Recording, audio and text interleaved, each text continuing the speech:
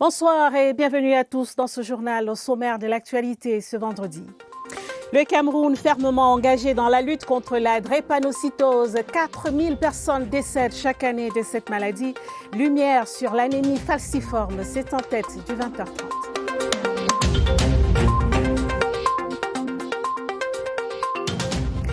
Vers l'éradication de la poliomyélite dans le monde, le Cameroun désormais certifié libre de poliomyélite. Malgré cette victoire exceptionnelle, il faut rester vigilant. Nous en parlerons avec l'invité du 20h30, le professeur Tétanié Ekwe, président du Comité national de certification de l'éradication de la poliomyélite au Cameroun. Et puis le projet de loi portant ratification de l'ordonnance modifiant certaines dispositions de la loi des finances sur la table des députés. Ce projet a été défendu ce vendredi par le ministre des Finances. Voilà pour les titres.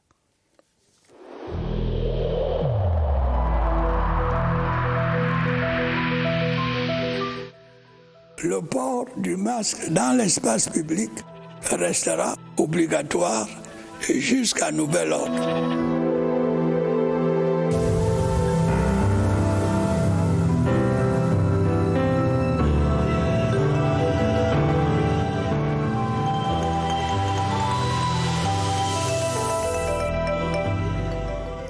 Merci d'être avec nous. Santé en ouverture de ce journal avec la Journée mondiale de la drépanocytose qui se célèbre ce 19 juin. Une maladie génétique du sang qui touche des millions de personnes à travers le monde. Au Cameroun, 4000 personnes drépanocytaires décèdent chaque année. L'accompagnement et la sensibilisation sont au centre de la lutte. L'ampleur et la prise en charge de cette maladie au Cameroun, c'est dans ce reportage de Laurence Okalia. On ne lui avait pas prédit une vie de famille épanouie. L'espoir et la médecine ont fait tourner le dé en faveur de Stéphane. L'infirmière m'a appelé dans son bureau, me donner son résultat et en disant que ça ne vaut pas la peine que je mette le cœur sur lui parce que ce sont les enfants qui ne vont pas vivre pour longtemps, que je laisse tomber.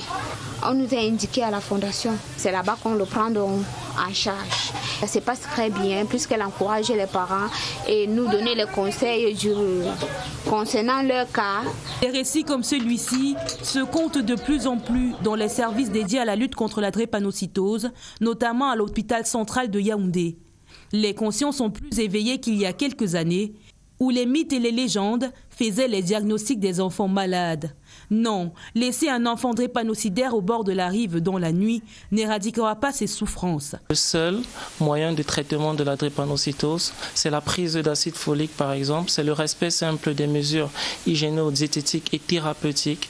Les drépanocytaires qui font beaucoup moins de symptômes que d'autres, tout simplement parce qu'ils suivent des mesures idoines. Les symptômes de cette maladie, c'est des douleurs parfois qui sont très atroces et parfois des crises d'anémie sévères. Par an au Cameroun, près de 4000 personnes meurent de drépanocytose. Un bilan plutôt lourd, mais à chaque maladie son traitement. Sur l'ordonnance de la lutte contre la drépanocytose, il est noté une sensibilisation une fois par semaine et un examen d'électrophorèse. Je profite également de ce moment pour appeler également toutes les populations, n'est-ce pas, à donner le sang parce que c'est des malades qui, en général, n'ont pas suffisamment de sang.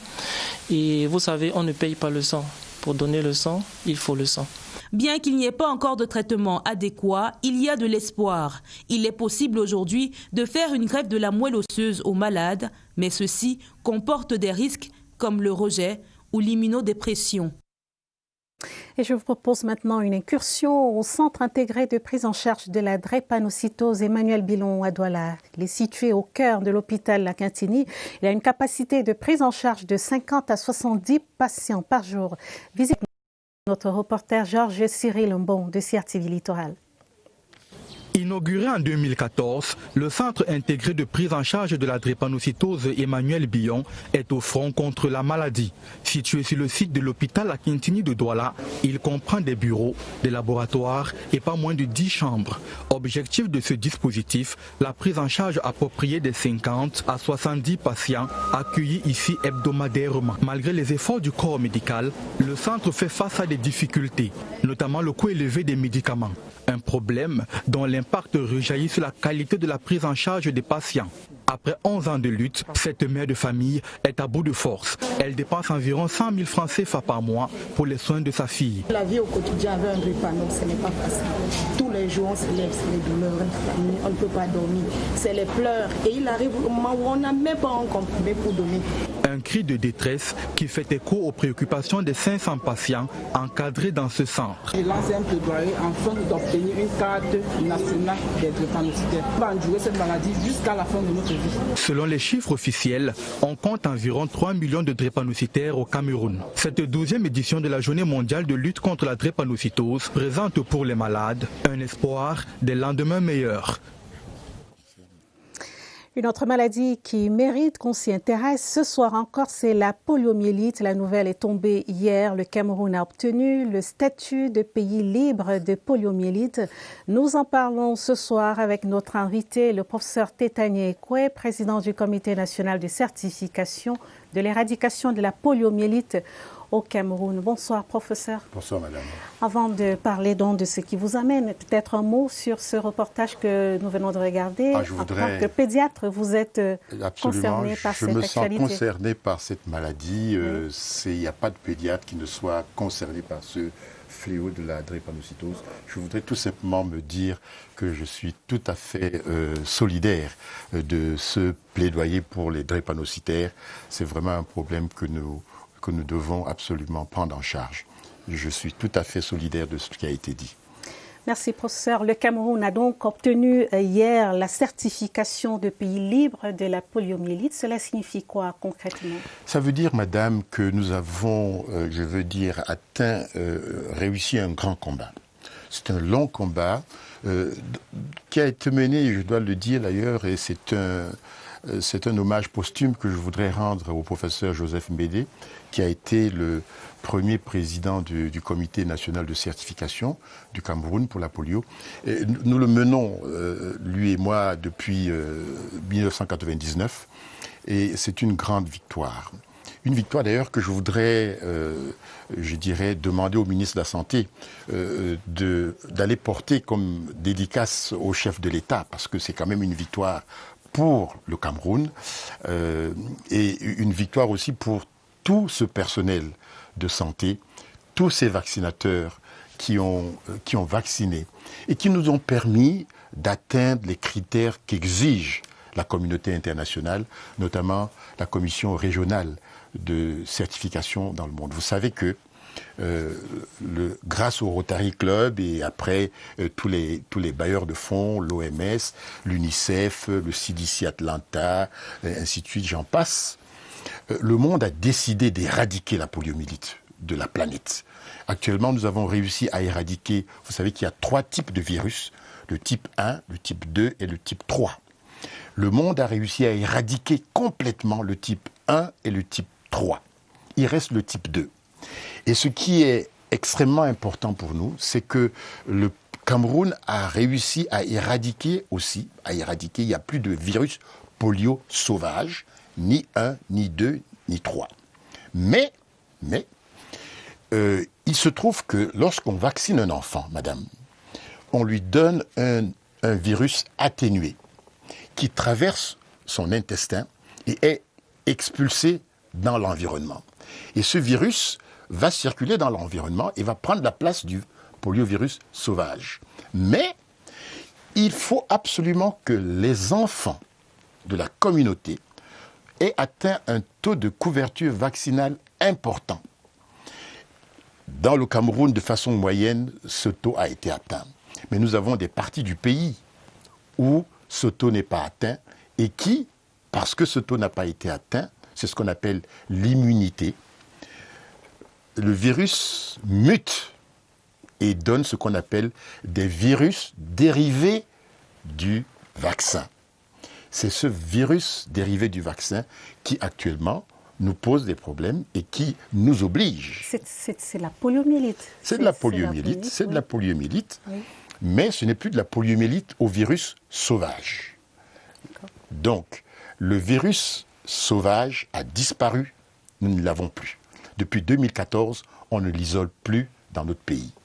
Mais ce qu'on isole, ce sont des formes dérivées du virus polio de type 2, qu'on appelle les CDVPV2, et qui sont là, pourquoi? Parce que nous n'avons pas encore atteint le taux de couverture suffisant qui permet de débarrasser l'environnement de ce virus dérivé de la polio. Donc, la Commission internationale, régionale, nous a demandé, maintenant que nous avons intégré le club des pays ayant fait disparaître le poliovirus sauvage, de faire en sorte que les dérivés, les virus dérivés du vaccin, disparaissent aussi de notre environnement. Et ceci ne peut être atteint qu'en renforçant la vaccination dans toutes les parties du pays, en faisant en sorte que la capacité du pays à détecter la moindre paralysie flasque qui pourrait être le signe d'une polio soit maintenue, de façon à ce que, effectivement, nous puissions, je dirais, appartenir à ce club qui va se permettre de dire nous avons véritablement éradiqué tous les types de virus polio dans le monde et dans notre pays. Professeur, ces victoires, on les doit, on va dire, aux nombreuses campagnes de vaccination qui ont été organisées à travers le Cameroun. Oui, absolument. Toutes ces campagnes ont été organisées et elles sont faites au quotidien. C'est ce qu'on appelle de la vaccination de routine. Et que ces vaccinations de routine sont renforcées par des campagnes qui viennent renforcer encore cette immunité dont je vous parle tout à l'heure et qui doit absolument être acquise à un taux minimum de 80%. Ce qui est Nous sommes à combien? Nous sommes actuellement à peu près à 80%, mais nous avons des zones où nous ne sommes pas à 80%, notamment les zones où le Boko Haram sévit dans l'extrême nord et les zones où nous avons ce conflit sociopolitique du nord-ouest et du sud-ouest où effectivement nous avons de gros efforts à fournir. Et la commission régionale nous a recommandé avec force de tout faire pour que les vaccinations soient renforcées, à la fois pendant des campagnes et dans ce qu'on appelle la routine. Professeur, justement, dans ce contexte de pandémie de coronavirus, comment vont se dérouler ces campagnes? Je sais que les rassemblements de plus de 50 personnes sont interdits. Absolument. Ça va se dérouler de quelle manière? Vous avez parfaitement raison. C'est un des problèmes que nous rencontrons, c'est que effectivement le coronavirus est venu demander au gouvernement, enfin, a induit le gouvernement à nous demander de rester à la maison. Mais peu après, le gouvernement nous a autorisé maintenant à respecter les mesures barrières qui font en sorte que maintenant, une maman, toutes les mamans qui se lavent les mains à savon, qui portent le masque, qui respectent les mesures de distanciation, 1 mètre devant, 1 mètre derrière, 1 à gauche, 1 à droite, peuvent absolument se ruer dans les postes de vaccination et nous leur demandons, nous les supplions de le faire. Le programme élargi de vaccination que nous soutenons va prendre toutes les mesures pour que justement, dès que les mesures de barrière vont être levées, dès que le gouvernement va pouvoir les lever, nous allons véritablement demander aux parents de se ruer pour vacciner leurs enfants. Parce que, ce qui signifie que pendant les mesures barrières, il n'y a pas de vaccination. Il n'y a pas de vaccination. Nous ne pouvons pas les mener puisque ça favorise le coronavirus. Oui. Mais dès que ces mesures seront levées, nous allons parfaitement reprendre les vaccinations. Nous allons les renforcer parce que nous avons intérêt à les renforcer. Parce que vous savez, l'Afrique du Sud avait déjà obtenu ce statut de polio libre, mais la Commission a dû le lui enlever. Et l'Afrique du Sud a dû recommencer ses efforts pour... Nous ne souhaitons pas que le pays des lions indomptables se retrouve à cette situation. Merci, professeur. Avant de nous séparer, on va peut-être rappeler au moment les âges, les tranches d'âge pour ces vaccins. Alors, ces vaccins concernent essentiellement les enfants de moins de 5 ans. Ce sont les enfants de moins de 5 ans et préférentiellement les enfants de moins de 1 an. Mais de 1 an, de 0 à 5 ans, tout enfant doit être vacciné et le maximum possible. Et il n'y a pas de limite de vaccination plus un enfant est vacciné, plus il est, je dirais, immunisé, plus il a ce qu'on appelle cet outil important qu'on appelle l'immunité. Qui dure combien de temps? Qui dure pratiquement toute sa vie, parce que s'il a été vacciné pendant toute son enfance, il est protégé. Vous êtes protégé comme je suis protégé, parce que nous avons été vaccinés pendant cette enfance-là. Merci beaucoup, professeur Tétani Ekoué, pour vos éclairages. Je rappelle que vous êtes le président du Comité national de certification de l'éradication de la poliomyélite au Cameroun. Merci beaucoup. Que les centres spécialisés de prise en charge du Covid-19 entrent dans leur phase opérationnelle, telle est la prescription du Premier ministre Joseph Dione Ngouté à l'issue de la réunion hebdomadaire du comité interministériel d'évaluation de la stratégie gouvernementale de riposte contre le coronavirus. D'autres recommandations, notamment sur la maîtrise du flux des passagers en prélude à la reprise des vols commerciaux et le respect des mesures barrières par les populations, ont été prises par le chef du gouvernement. C'était hier jeudi. On fait le point avec Joseph Clément Mba. Rendu plus de 100 jours après la mise en route de la stratégie gouvernementale de riposte contre le coronavirus, la détermination des pouvoirs publics ne fléchit guère malgré l'augmentation exponentielle du nombre de cas qui a franchi la barre symbolique des 10 000. Cette mobilisation transparaît de la visioconférence, réunion hebdomadaire du comité interministériel chargé d'évaluer la stratégie gouvernementale de riposte que présidait le Premier ministre chef du gouvernement, Joseph Dione Ngouté. Revisitant leurs secteurs respectifs, les exposés des membres du gouvernement ont permis de dégager plusieurs lignes forces ayant abouti aux recommandations du chef du gouvernement. Avec la mise en service des nouveaux centres de prise en charge, Joseph Dione Ngouté prescrit l'accélération du transfert des malades de Covid-19 vers ces centres opérationnels comme l'ancien Orca Yaoundé. Pour éloigner tout spectre de contamination nouvelle, ce transfert devrait s'accompagner de la désinfection systématique des formations sanitaires ayant accueilli les patients du coronavirus.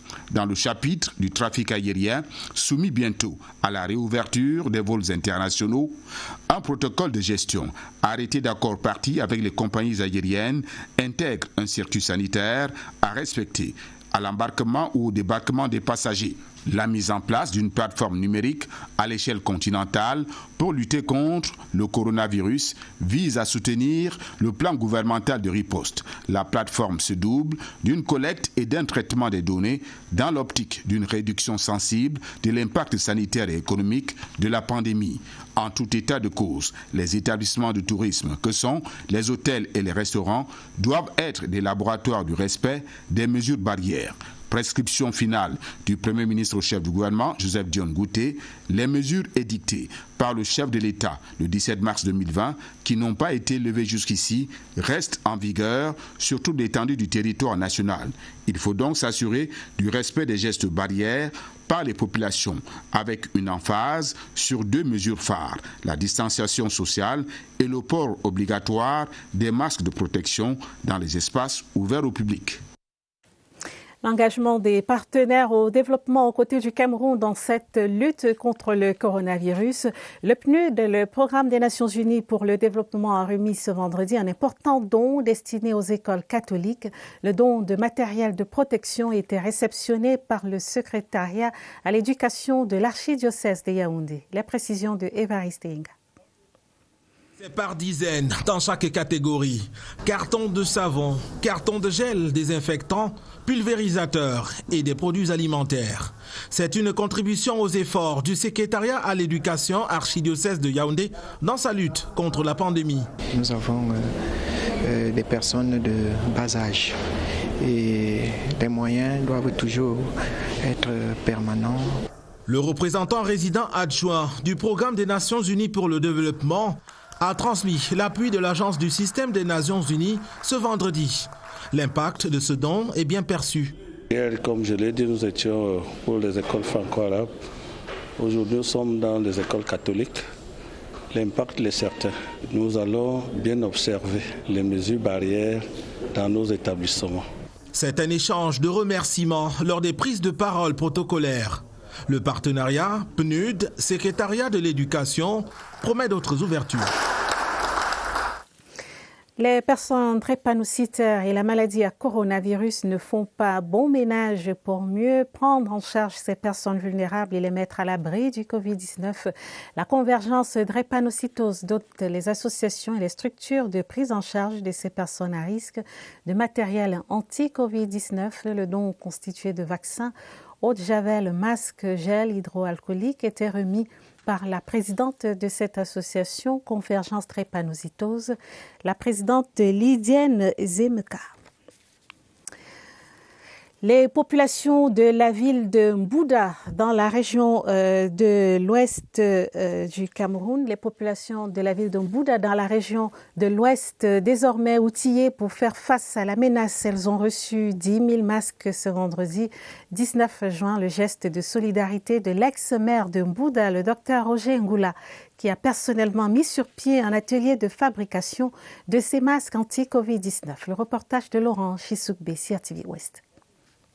Le port des masques est obligatoire. Dr Roger Ngoula n'a pas attendu longtemps pour emboîter le pas au chef de l'État. L'ancien maire de la ville de Mbouda, déterminé à barrer la voie au Covid-19, offre pour un départ près de 10 000 masques aux populations, soit 4 000 aux conducteurs des mototaxis, 1 000 à la gare routière, 500 à la prison centrale de Mbouda et 1 000 autres à la section RDPC Bambouto Centre 1. Et j'essaye d'apporter mon soutien au plan de riposte du président de la République, son Excellence Paul Biya. En posant ce geste qui sauve, le donateur et le sous-préfet de Mbouda ont tenu à interpeller les bénéficiaires du jour sur la nécessité d'accroître la lutte contre cette pandémie meurtrière. Ces masques de protection sont issus de cet atelier basé à Mbouda, initiative de Dr Roger Ngoula, aux côtés des efforts que déploie l'État dans cette bataille sanitaire. Pour environ 8 à 900 cache-nez par jour, la pièce à 50. La ville de Mbouda, dans sa grande majorité, est plus que jamais outillée pour endiguer la menace.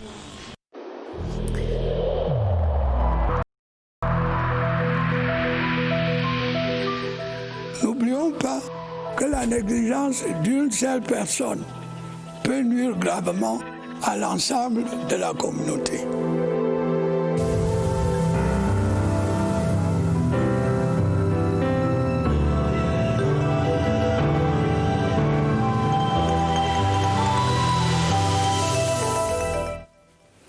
Des nouvelles de la riposte contre la pandémie du coronavirus au Cameroun. Le bilan global des personnes guéries est désormais de 7 634, soit 86 nouvelles guérisons au cours des dernières 24 heures. Le bilan des personnes contaminées a aussi évolué. Dites-vous, Évariste Yenga, vous êtes au centre des opérations des urgences de santé publique. Quelles nouvelles ce soir? Bonsoir, Évariste.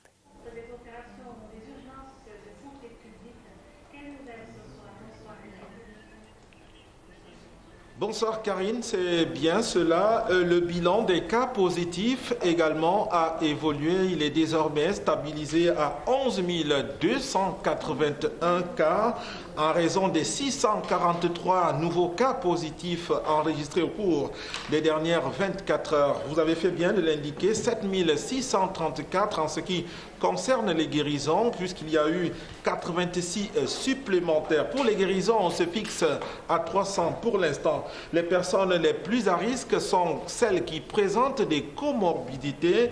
C'est une déclaration du docteur Fadé qui donnait ce soir le point de presse quotidien.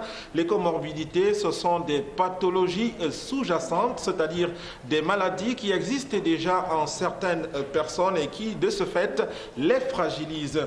On en dénombre plusieurs. Il y a par exemple la drépanocytose qui est en vedette ce jour. Il y a également le diabète, il y a l'hypertension, il y a les maladies respiratoires. On s'arrête ce soir sur la drépanocytose puisque c'est sa journée. C'est pour parler de sa corrélation avec le coronavirus. Je reçois pour cela l'expert de ce soir qui est le docteur Ngorsak Françoise. Bonsoir docteur. Bonsoir. Vous êtes chef de service des hémoglobinopathies. J'y arrive. Ouais, pourquoi dites les drépanocytaires peuvent être plus vulnérables au coronavirus? Les drépanocytaires sont plus vulnérables au coronavirus parce que déjà, la drépanocytose est une maladie pour laquelle l'hémoglobine, qui est la substance qui transporte l'oxygène dans le sang, est déjà déficiente. Et vous savez que le Covid-19 attaque le poumon, qui lui est l'organe par lequel l'oxygène passe. Donc les deux mis ensemble, ça rend le malade drépanocytaire plus vulnérable. Alors, en tenant compte de leur fragilité, comment se passe de manière préférentielle le dépistage Covid des drépanocytaires et leur prise en charge? Alors, quand un patient drépanocytaire arrive à l'hôpital, en général, ils arrivent à l'hôpital parce qu'ils sont malades, ils ont une crise, ça peut être une crise douloureuse. Généralement, quand ils arrivent, c'est comme pour toutes les urgences, on fait un test Covid rapide.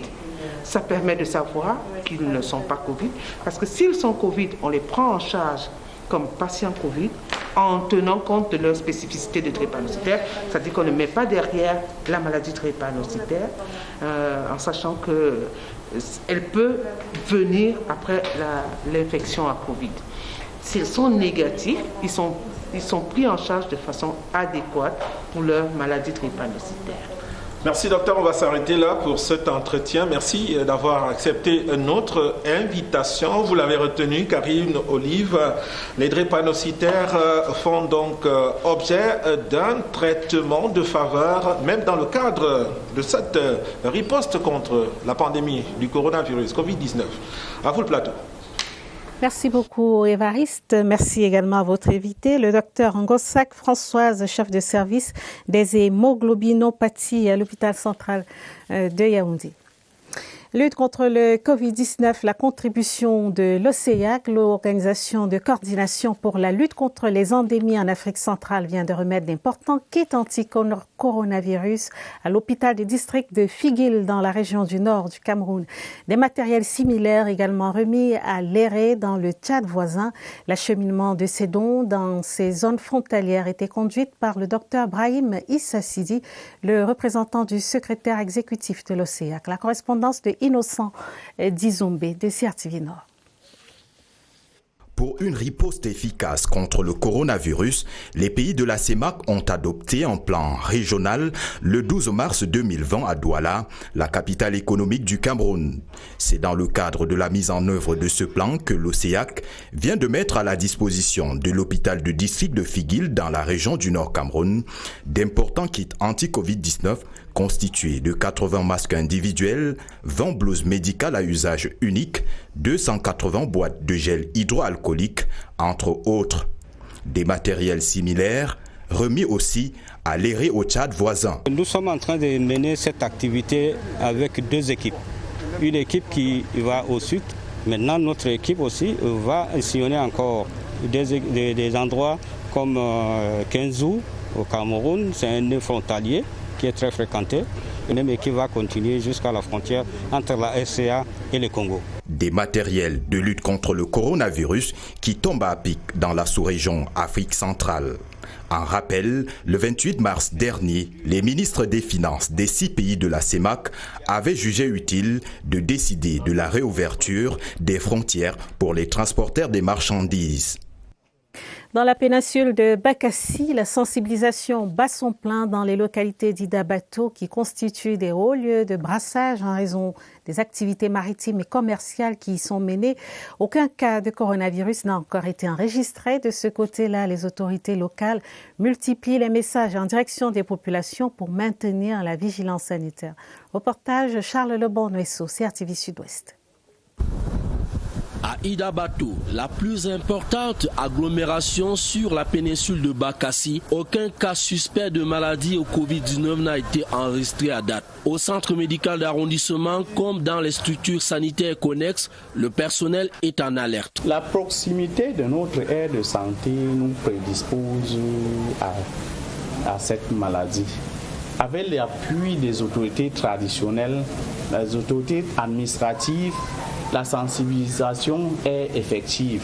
À Bakassi, cet important corridor maritime dans le golfe de Guinée, zone par excellence de pêche, de commerce transfrontalier et de brassage, l'observation des mesures barrières est désormais érigée en mode de vie. Les autorités d'ici, nous avons parlé à propos du coronavirus, nous avons sensibilisé des méthodes à utiliser pour prévenir le coronavirus. Dans les localités de Djabani, Kombo Amundia, comme à Idabatu, le personnel de santé et de la commune multiplie les descentes sur le débarcadère pour passer et repasser le message pour amplifier la vigilance des risques sanitaires à Covid-19. L'actualité à l'Assemblée nationale. Dans la suite de ce journal, la Commission des finances et du budget examinait ce jour le projet de loi portant ratification de l'ordonnance du 3 juin 2020, ordonnance modifiant et complétant certaines dispositions de la loi de finances 2020. Le projet de loi était défendu par le ministre des Finances, Louis-Paul Motazé, qui avait à ses côtés le ministre délégué à la présidence de la République chargé des relations avec les assemblées. François Bolvin-Boakata, le reportage de Claristan. En application des dispositions de l'article 59 de la loi de finances 2020, le président de la République a signé le 3 juin de l'année en cours l'ordonnance modifiant et complétant certaines dispositions de la dite loi compte tenu du contexte actuel. Une modification. Et le président a donc pris cette ordonnance pour essayer de réaffecter les crédits, notamment pour privilégier certains secteurs, notamment tout ce qui est santé publique. En même temps, le chef de l'État a pris ce texte pour essayer de voir comment l'économie peut se restructurer. Parce que ce qu'il faut craindre, c'est que après la crise sanitaire, qu'il y ait une succession d'autres crises. Les ressources ont baissé. Comment est-ce qu'on pouvait réaffecter les différents crédits? C'est ce qui est dans l'ordonnance. Et nous avons été heureux, après la discussion que nous avons eue avec les membres de la Commission des finances, que cela ait été adopté. Il faut dire que le projet de loi en question a été élaboré en application de l'article 61 de la loi du 24 décembre 2019 qui prévoit que les ordonnances sont déposées sur les bureaux de l'Assemblée nationale et du Sénat aux fins de ratification à la session parlementaire qui suit leur publication. Au rang des mesures phares contenues dans cette ordonnance, des mesures d'allègement fiscaux face à la crise de Covid-19 et la création d'un compte d'affectation spéciale dédié à la prise en charge des dépenses du Fonds spécial de solidarité nationale pour la lutte contre le coronavirus et ses répercussions économiques et sociales. Au terme de cette ordonnance, le budget général de l'État pour l'exercice 2020 a été révisé à la baisse à 4 409 milliards de francs CFA contre 4 951,7 milliards de francs CFA dans la loi de finances initiale.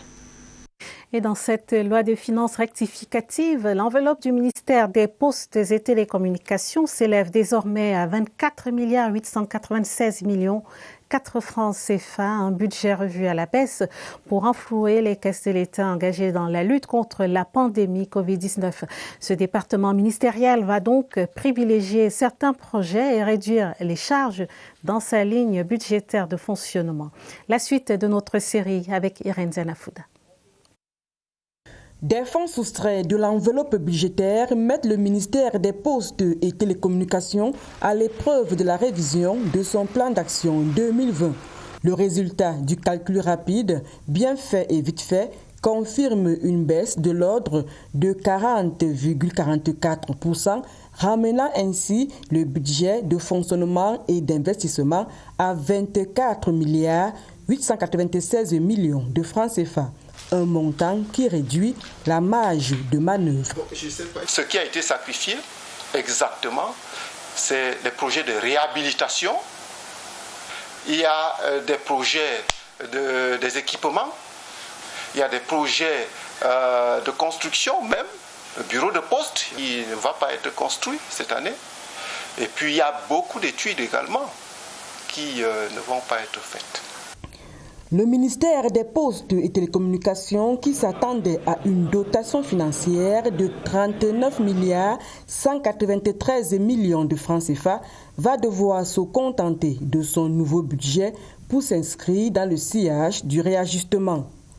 Il y a des budgets qui sont restés, qui vont permettre de continuer à construire le réseau national de communication électronique, les backbones, les câbles sous-marins. Bien qu'étant insuffisants, les moyens financiers mis à la disposition de ce département ministériel seront utilisés à bon escient pour mener à terme certains projets d'envergure. Il y a le projet du réseau national de télécommunications d'urgence qui est toujours en cours. la conduite des projets, les infrastructures Cannes et Cham. Revoir le budget à la baisse est un grand mal pour un grand bien au moment où la crise sanitaire s'enlise. Il faut faire barrage au coronavirus qui plonge les pays touchés dans le cataclysme économique et humain. Dans l'actualité également, ce vendredi, la 8e session de la Commission nationale de la formation médicale, pharmaceutique et odontostomatologie qui s'est tenue par visioconférence ce vendredi à Yaoundé. Les travaux présidés par le ministre d'État de l'enseignement supérieur, le professeur Jacques Famindongo.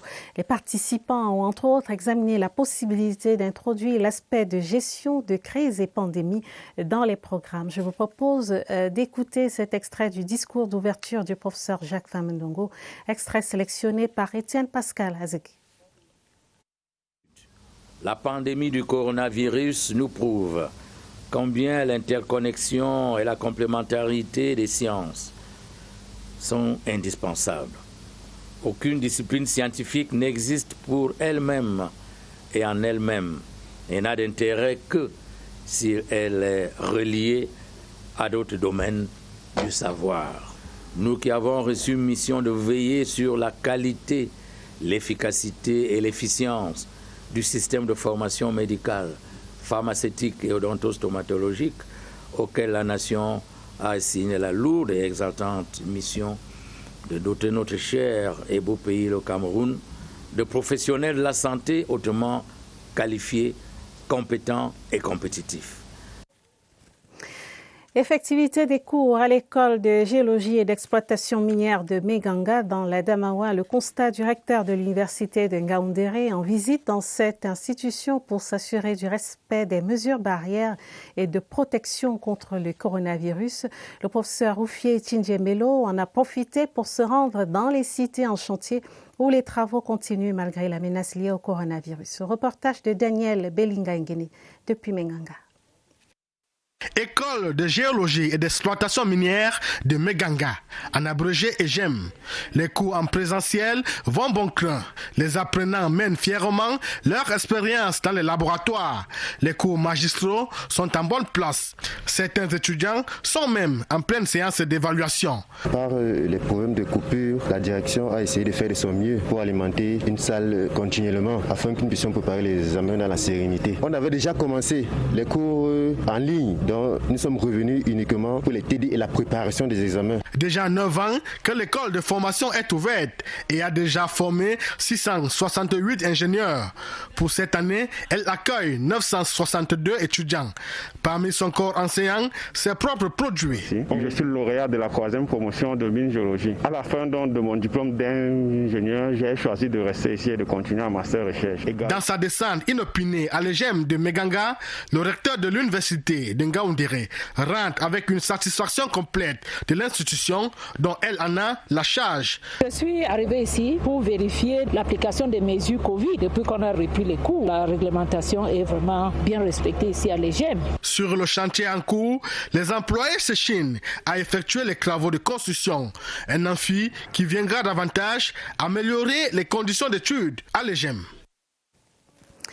La ministre de l'Habitat et du Développement urbain, satisfaite de l'évolution des projets structurants en cours d'exécution dans la région de l'Ouest, Célestine Ketia-Cortès vient de boucler une visite d'inspection des différents chantiers de Banjoun à Tchan en passant par Bafoussam et Mbouda. Le taux d'exécution global s'élève à 85%. Christelle Fouda. La modernisation de la région de l'Ouest avant la Coupe d'Afrique des Nations, prévue en 2021, c'est ce qu'est venu évaluer le ministre de l'Habitat et du Développement urbain. Instruits par le chef de l'État, les projets structurants en cours à Banjoun et Bafoussam vont bon train malgré la pandémie du coronavirus. Les entreprises, depuis 4 mois, ont mis l'accélérateur tel que nous avons recommandé. La plupart des voies pour la canne sont à 100%. La moyenne tombe aujourd'hui à près de 85%. Nous allons trouver des solutions rapides pour que d'ici la fin de l'année, si le coronavirus nous permet d'accueillir la canne, que toutes ces voies soient rendues circulables et achevées. À Tchon puis à Mbouda, Tia Cortez a passé au pays fin l'aménagement des routes urbaines, la réhabilitation des voies d'accès menant à l'université d'État, de même que les chantiers d'éclairage public. C'est quelque chose de magnifique. Nous sommes très heureuses de voir que les chantiers ont bien avancé pour la plupart. Il y a 2-3 entreprises qui traînent un peu le pas et nous avons demandé, sans délai, de se remobiliser. Passé 1-2 semaines, nous allons prendre les dispositions pour que les routes se fassent. Rendez-vous a été pris pour la région du littoral où la visite d'inspection va se poursuivre dans les jours prochains. En religion, l'Église catholique romaine célébrait ce jour la solennité du Sacré-Cœur de Jésus. La messe de circonstance était présidée ce matin au Sacré-Cœur de Jésus de Mokolo par l'archevêque métropolitain de Yaoundé, Monseigneur Jean Barga, qui a invoqué le cœur plein d'amour et de vie pour délivrer le monde du Covid-19. Pierre Bina Barga. En cette solennité du Sacré-Cœur de Jésus, Monseigneur Jean Barga a choisi le sanctuaire Sacré-Cœur de Mokolo pour présider la messe en l'honneur de ce cœur plein de bonté et d'amour vrai. Comme le Christ qui a subi des épreuves dans sa vie et qui a vaincu la mort, le chrétien est appelé à être une source providentielle de compassion. La solennité du Sacré-Cœur de Jésus 2020 est célébrée à un moment très difficile. Le Covid-19 confond l'humanité. L'archevêque métropolitain de Yaoundé dit merci au président de la République, son Excellence Paul Biya, pour les dons anti-Covid qu'il vient de remettre aux confessions religieuses. Le président de la République, le chef de l'État lui-même, montre le bon exemple, celui de l'engagement sans limite pour vaincre la pandémie. C'est avec le cœur serré que Monseigneur Jean Barga fustige les cœurs insensibles qui font du Covid-19 un cadre pour les affaires malsaines. Ce n'est pas le moment de faire des affaires sur la douleur des autres. Le père recteur du sanctuaire de Mokolo, Joseph Bikulateba, prie le cœur sacré de Jésus de délivrer le monde du Covid-19. Orange Cameroun s'engage à accompagner le ministère des Enseignements secondaires dans la vulgarisation des enseignements en ligne. Engagement pris à Yaoundé par Frédéric Debord, directeur général d'Orange Cameroun. C'était au cours de la cérémonie de mise en ligne des enseignements secondaires. Plus de précisions avec Awa Issa de CRTV Centre. Dès le début de la crise, Orange Cameroun s'est engagé à travers sa fondation à soutenir les pouvoirs publics en offrant du matériel de santé, mais aussi des espèces destinées à accompagner les initiatives locales dans la lutte contre le Covid-19. Quand vous téléphonez à un client Orange, vous avez un rappel des mesures. Donc dès le début, Orange s'est associé avec ce qui pouvait être fait. On a voulu aller au-delà et dès mi-mars, on a pris attache avec le ministre Santé pour savoir ce dont il avait réellement besoin. Et on a défini ensemble une liste d'équipements techniques qui n'existe pas encore au Cameroun, donc il a fallu importer. Le don remis au ministre de la Santé publique est la matérialisation de cette collaboration. On pensait chez Orange qu'il était essentiel de renforcer les plateaux techniques pour aider les professionnels de santé. Il s'agit des équipements sanitaires qui vont contribuer à relever le plateau technique et permettre une meilleure prise en charge des patients. Nous sommes engagés sur 100 millions de CFA et aujourd'hui c'est 40 millions d'équipements qui sont donnés. Les 60 millions suivants seront donnés entre fin juin et fin juillet, puisqu'il y a des équipements comme des oxygénateurs qui nécessitent beaucoup de développement pour venir. Cette contribution constitue la première partie du matériel sanitaire tel que promis par la firme Orange Cameroun, soit 40% de la dotation globale. Nous avons décidé, la Fondation Orange au niveau du groupe, de s'associer dans un effort supplémentaire en donnant aussi des biens supplémentaires, des gants, des masques, des tenues chirurgicales pour une valeur de 80 millions qui arrivent cette fin de semaine et qui seront distribués la semaine prochaine. Donc Orange, en équipement, offrira au gouvernement plus de 180 millions. Orange Cameroun poursuit ainsi une de ses missions, celle d'œuvrer aux côtés du gouvernement pour permettre aux populations d'avoir accès aux soins de santé de qualité. En sport, activité de sensibilisation sur la semaine olympique, la part des fédérations sportives nationales plein feu ce soir sur le volleyball qui subit aussi la dure réalité des gymnases morts. Mais depuis le mois de mars, l'instance fêtière de la balle orange n'a pas croisé les bras. Germain Wadisengui. Le volleyball camerounais est sans doute l'une des disciplines sportives qui gagne de plus en plus les cœurs. Sa progression et ses lauriers sont plus disants ces dernières années. Ses dirigeants sont restés actifs malgré la rentrée intempestive sur l'aire de jeu du Covid-19.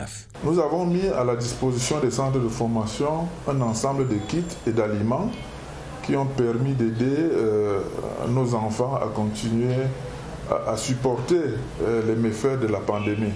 Au niveau de la diaspora, la situation contractuelle de nos compatriotes a plutôt facilité les choses. Étant en Europe, généralement, ils se trouvaient seuls dans leur chambre pendant 2 mois, 3 mois et il fallait cet appui psychologique. La reprise des championnats sectoriels est annoncée, mais le maître mot reste la diminution des risques. Nous avons saisi le ministère de la Santé publique parce que nous voulons expérimenter une reprise suivant des conditions spéciales. Des bonnes mesures pour garantir la marche de la refondation sur laquelle la fédération a jeté son dévouement. Ce journal, une édition préparée avec la collaboration de Joël Igor Abanda, Caroline Ouetté et Mirabel Tala. Prochain rendez-vous avec l'information sur la CRTV. À minuit, vous serez en compagnie de Gilbert Ongene et Georges Marcel Messila. Très bonne soirée à tous. À demain, 20h30. Prenez soin de vous.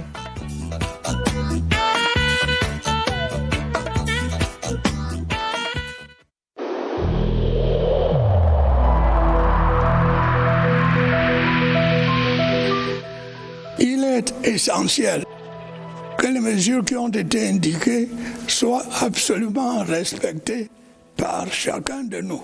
Lavez-vous régulièrement les mains à l'eau et au savon ou à l'aide d'un gel hydroalcoolique. Restez à au moins 1 mètre de distance des autres personnes, surtout si elles toussent, éternuent ou ont de la fièvre. Si vous avez de la fièvre, de la toux ou des difficultés à respirer, consultez un médecin.